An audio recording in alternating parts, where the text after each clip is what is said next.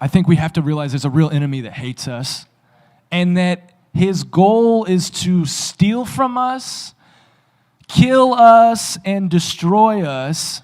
And those are all like different levels of like intensity. The longer we dabble in sexual immorality, the longer we stay addicted to porn, addicted to masturbation, these different things, like it will gradually intensify, and the end goal is destroying like the very memory of us on the earth and destroying anything that the Lord would want to use us for. We don't realize, especially when we're young, the decisions that we make, how they're are affecting us down the road. But guys, I just want to share with you a couple testimonies of like I know of a man who was addicted to porn and masturbation from when he was a kid, and one of the things that he didn't realize, one of the things unique about his story is when he would masturbate, he would go out into a field to kind of get away from everybody. He didn't want to do it in his house, didn't want to get caught. He would wear his boots out into the field, and he would masturbate, and it was a frequent occurrence. And what he didn't realize is that he was like forming something in his brain where without knowing, his brain was associating his boots with orgasming, having an orgasm, and to where later on down the road he gets married and he realizes that he can't climax, he can't have an orgasm without his boots in his sight.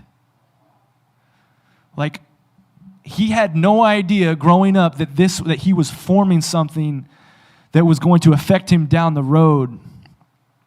But now he has this serious issue that he like needs some intense healing from Jesus. And I wish I could say that like that's just like the only crazy testimony I know. But like I know of guys who go into marriage with a porn addiction, and they can't have an orgasm with their wife because their body has been so used to their hand. It's just like. I would only add that I think one of the lies associated with this has always been, well, I'll stop when I get married. Sure. Yeah. Ha ha ha. Yeah. No, it doesn't stop when you get married. I know guys who have gotten married and they can't get an erection.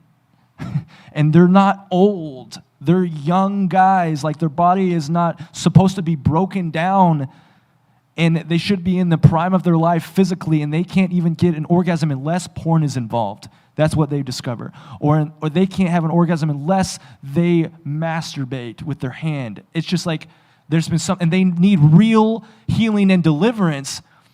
You don't think about that kind of stuff like whenever you're watching porn as a teenager or as a young adult.